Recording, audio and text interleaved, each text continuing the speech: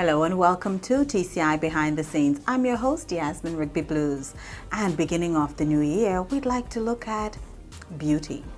And who best to talk about it than Dr. Dionne Lightbourne. We'll be back to have a chat with her after these words from our sponsors.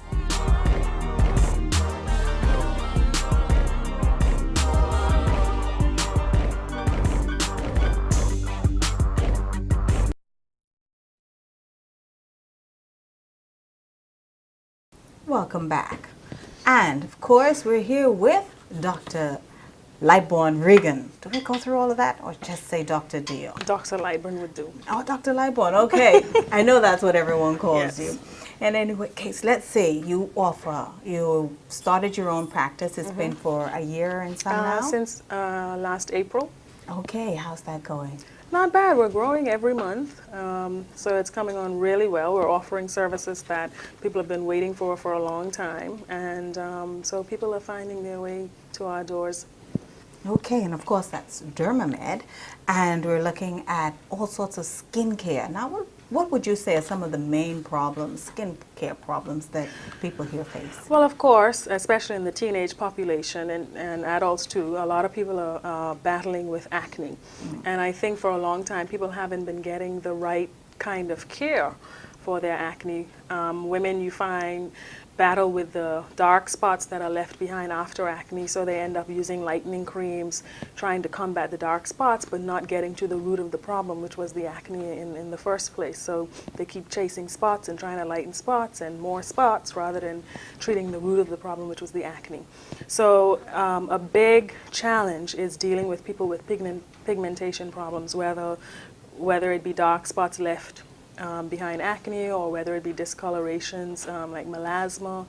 But there are a lot of people with pigmentation problems, a lot of people with acne, and people with bona fide real skin diseases, whether it be systemic lupus or eczema or psoriasis. We see a wide range of skin problems, not just cosmetic. And acne, what would you say were some of the things that people need to remember to stay away from them? Well, a lot of people think that acne is related to what you eat. They think that because they drink a lot of sodas or eat a lot of chocolate or greasy foods, that all that grease is somehow finding its way in their pores.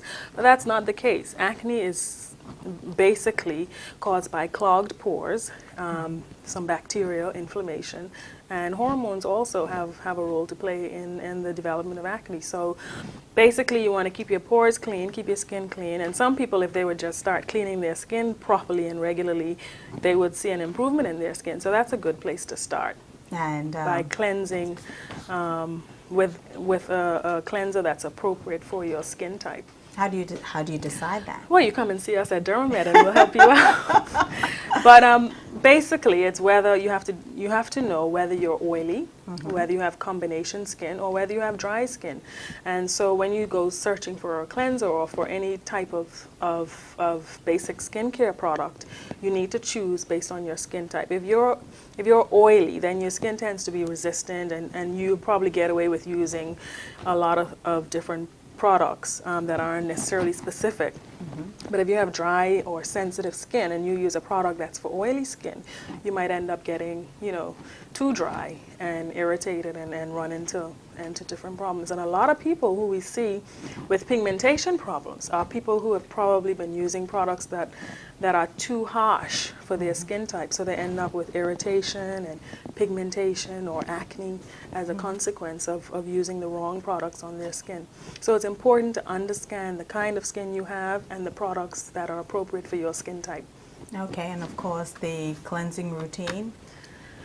Well, a cleanser that's appropriate for your skin morning and night, that's usually adequate, and followed by a toner, which is usually something that helps to exfoliate and remove any residual oils and to normalize the acid balance in your skin and make it ready to receive any other treatments that you're going to be using.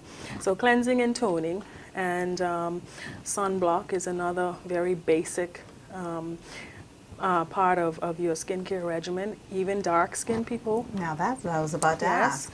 Well, I said it to you already that a lot of the problems we see are people who are battling issues of pigmentation. So even though as pigmented people, we have that natural built-in sun protection, but because we have all this pigment, you know, under the right circumstances, our skin is just primed to make discoloration. So in the black population, a lot of people battle uneven pigmentation, and it's a problem because you're always patchy. You're trying to hide it with makeup, or it lowers your self-esteem. You can't wear certain clothes because you're trying to hide something.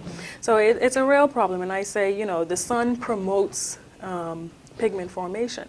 So if you're battling discoloration, you're battling pigmentation problems, then wear sunblock so that it doesn't reverse all the hard work that you're doing trying to improve it, and so that you help halt the process of it progressing. So the regular sunblock would work on your face? When you say regular sunblock, what do you mean? The kind that you buy in the food store? Well, I'm sure it would. I mean, if it is what it claims to be. But what you want to look for in a sunblock is you want something that's broad spectrum, meaning it's going to protect you from UVA and UVB rays. And don't get too concerned about the number. The number really just tells you about the UVB protection. But if you're really serious about, you know, protecting your skin and keeping it looking fresh and young and keeping aging at bay, and even skin cancer, yes, but you also need to pay attention to the UVA protection, which the number doesn't tell you about. So you just want a good broad spectrum sunblock, and you want something, and it depends on your lifestyle. If you're someone that's in the water a lot, you need to make sure that it's waterproof, water resistant, and but the numbers only tell you about how soon is it going to take for you to burn. So don't get so carried away with that, because there are other rays that are still going to get through, even if you turn off the burn factor. You're still going to have other rays coming through. So seeing 15 and doesn't matter, because you still have to reapply. Okay, and then of course there's moisturizer to put on as well, or would that be a moisturizer? No, even people with oily skin need a moisturizer. Some moisturizers have sunblock built in so that you combine two steps in one, but moisturizers are important, even if you have oily skin, because if you have oily skin, it's not necessarily more oil that you need, but your cells still need hydration. So you still need moisture, otherwise you look like a wrinkled up, dry prune, right? So you still need the plumping effect of that water and hydration in your skin cells. And oily skin, now, is it a myth or not? Oily skin tend to have more pimples. Yes, people with oily skin tend to be more likely to have acne-prone skin. That's a fact. That's true. Okay, so we go through the regimen to make sure that we keep that down. Yeah, but it's important to, if you have any doubts as to what's your skin type, then come to us here at Dermamed, and we'll help you determine what your skin type is and guide you through the process of choosing the products that are appropriate for you. You might think you have beautiful skin and you don't have any issues. Well, we'll help guide you as to how to maintain that for years to come. Okay, now you spoke of something recently, just a few minutes ago, that I know there's been a lot of talk, there's a lot going on with it, and that's bleaching. Right. And a lot of people here, a good number of people here tend to bleach. And there's even been a call to people here to, stop some products, because of how badly it can do you. Right. It's a problem not only here, but I find in any population where you have a large dark skin population. And it's a problem in Asia as well, where the standard of beauty there is that you have to be pale skin.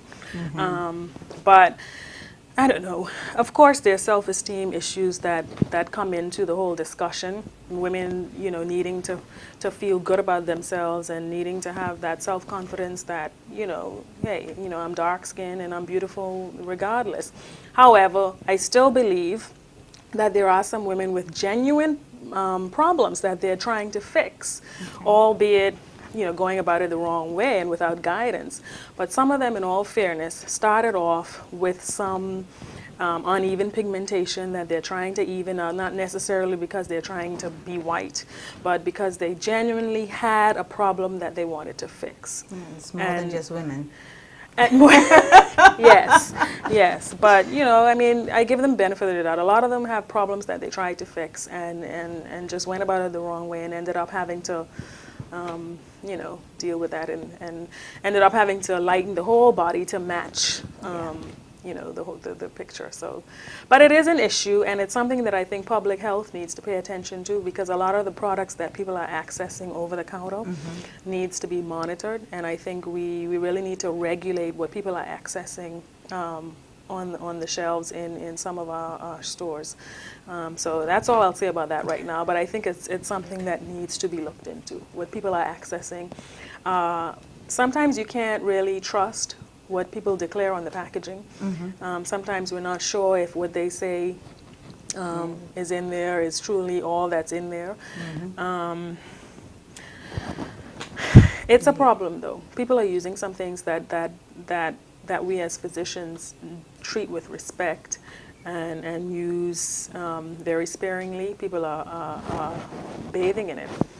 And I think, and maybe it's my responsibility as a physician specializing in skincare, that I, you know, educate the population more about, for instance, topical steroids. A lot of people use Betnovate and Dermovate, which are potent steroids that we use in medical practice for specific problems. People are putting these on every day for months, for years, and then they end up with some of the complications of steroids and wonder, why is this happening to me?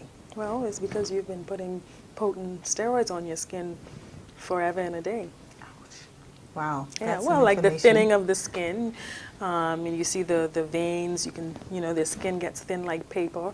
You see the big striae, like the big stretch marks on their skin, and they come wondering, you know, why do I have this? How do I get rid of them? Well, because those are side effects of potent steroids. Wow. Yeah. I need to talk to you more about your duty. But that's after we come back from this break.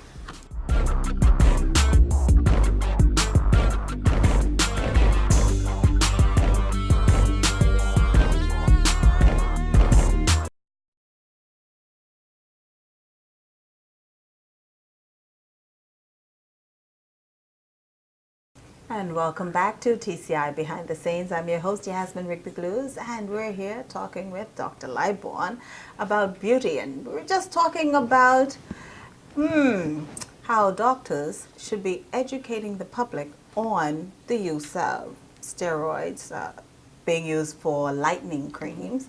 And I wanted to find out, do you also work with the government clinics as with the hospital as well in dermatology? I'd like to think I work with them. I'm not employed at Myrtle Rigby Health or with the Ministry of Health, but from time to time I see clients that are referred for my opinion. At the moment they continue to contract, as far as I know, visiting dermatologists.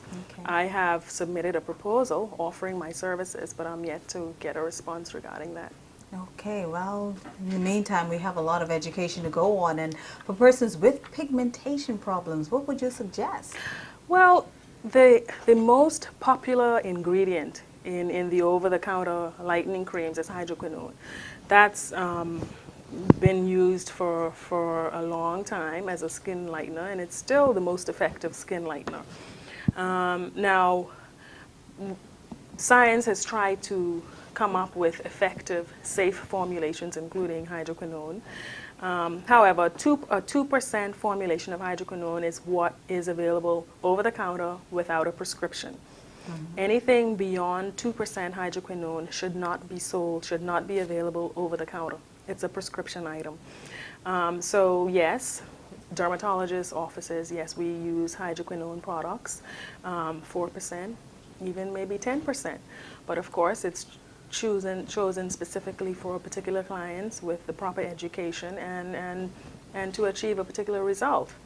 So under the right guidance, yes, we use strong hydroquinone concentrations, and sometimes they're combined with steroids to achieve a more effective result. But this is all in a controlled, medical, supervised setting. Tell me something. What is the main age group that you normally see? Depends, I think, on the particular problem. For acne, it's mainly, teenagers, young adults. But we still see a lot of women with acne, adult onset acne. Yeah. And just thinking, you also offer Botox and fillers? Yes, there is a market for that here. I mean, it's a small population, it's a small clientele that want that sort of thing, but it's there. And we're still trying to tap into that. I guess, you know, it's a new thing for the island, and as people, I guess, become more comfortable with me and more comfortable with some of the things that we offer, and, you know, we'll grow even more. But yes, we do have a clientele, we do have a following of people that come for Botox and fillers, yes. Now, for those who may not know, and that may be a problem too, what does Botox and fillers do? Botox is a neurotoxin. I'm sure you've heard of botulism, which is the toxin that causes paralysis. Okay, it's a poison, but of course science has purified that and made it in a safe formulation to maximize to maximize that paralysis as a benefit, as they have done for antibiotics and a lot of the other drugs that we use in medicine. They're all poisons, but you know, used in a controlled way that has been studied, where we know, okay, this particular dose is going to cause this particular effect and these possible side effects. Well, Botox has been studied, and we know that in the very dilute doses that we use for achieving paralysis in the muscles of facial expression, that it's safe in the right hands. So that persons who are getting on in age can still look young and fresh. Yes, Botox is used to relax the muscles of facial expression, mainly in the forehead, between the eyes, and in the muscles that cause the crow's feet, you know, the crinkling at the sides of the eyes.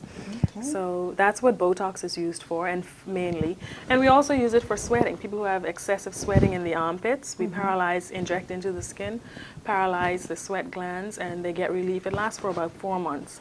Okay, and you also offer waxing. We also offer waxing, and let me just say that fillers are used for you know, those lines that you get between the nose and the mouth, those smile lines, Yasmin. Yes. Right. So we Come back in tomorrow. we fill those in with a natural